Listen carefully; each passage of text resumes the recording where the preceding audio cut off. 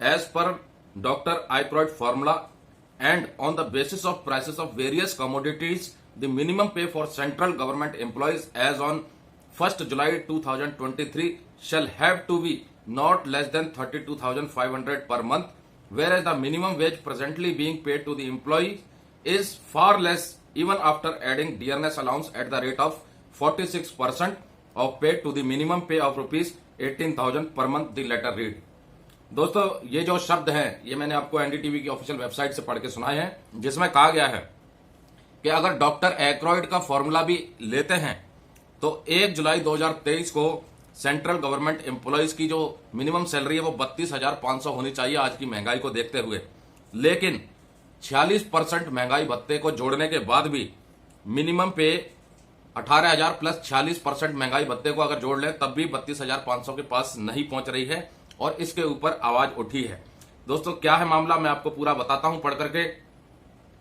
8 साल लगभग गुजर चुके हैं। रेलवे एम्प्लॉयज की जो यूनियन है उन्होंने एक चिट्ठी लिखी है प्रधानमंत्री मोदी जी को, जिसके बारे में जिक्र लिखा है एनडीटीवी की ऑफिशियल वेबसाइट ने।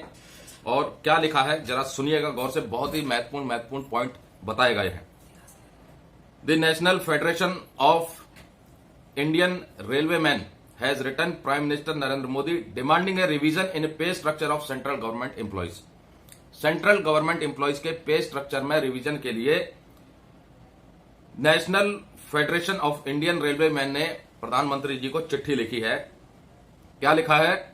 It said the recommendations of 7th CPC was implemented from January 2016 which fixed the minimum wage at rupees 18,000 per month.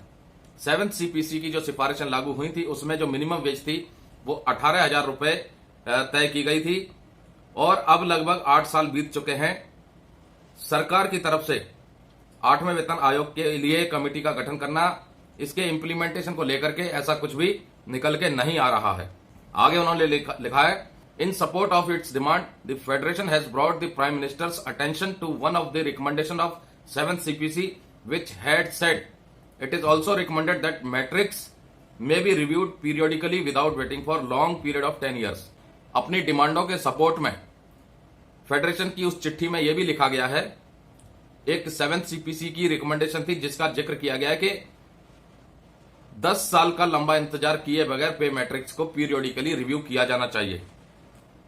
आगे उन्होंने लिखा है, it can be reviewed and revised on the basis of Ackroyd formula which takes into consideration the changes in price of commodities that constitute a common man basket which the Labour Bureau at Shimla reviews periodically. आज की महंगाई को देखते हुए Ackroyd फॉर्मूले के तहत पे रिवीजन होना चाहिए, पीरियोडिकली रिव्यू होना चाहिए, जैसा कि लेबर ब्यूरो शिमला की पीरियोडिकली रिव्यू करती है। It is suggested that this should be made the basis of revision of the matrix periodically without waiting for another पे कमीशन। अगले पे कमीशन का इंतजार किए बगैर इस फॉर्मूले के तहत पीरियोडिकली पेमेंट को रिव्यू किया जाना चाहिए। The 7th CPC had added, और ये 7th CPC ने ऐड किया था। According to the federation there has been a steep rise in the prices of essential commodities including edible as compare to 2016 which necessitates upwards revision of minimum pay and equally grant of revised pay structure for all categories of central government employees। और इन्हीं सभी बातों का ध्यान रखते हुए federation ने प्रधानमंत्री मोदी जी को चिट्ठी लिखी है कि अब केंद्रीय कर्मचारियों की जो सैलरी है, पे स्ट्रक्चर है, उसके रिवीजन में जरूरत है और उसको अब कर देना चाहिए। और जो स्पेसिफिक रिकमेंडेशन थी 7th पे कमीशन की कि 10 साल का लंबा इंतजार करने की जरूरत नहीं है, पे कमीशन से पहले भी पीरियोडिकली रिव्यू किया जा सकता है, तो पे स्ट्रक्चर को रिव्यू किया जाना चाहिए सेंट्रली सभी के लिए।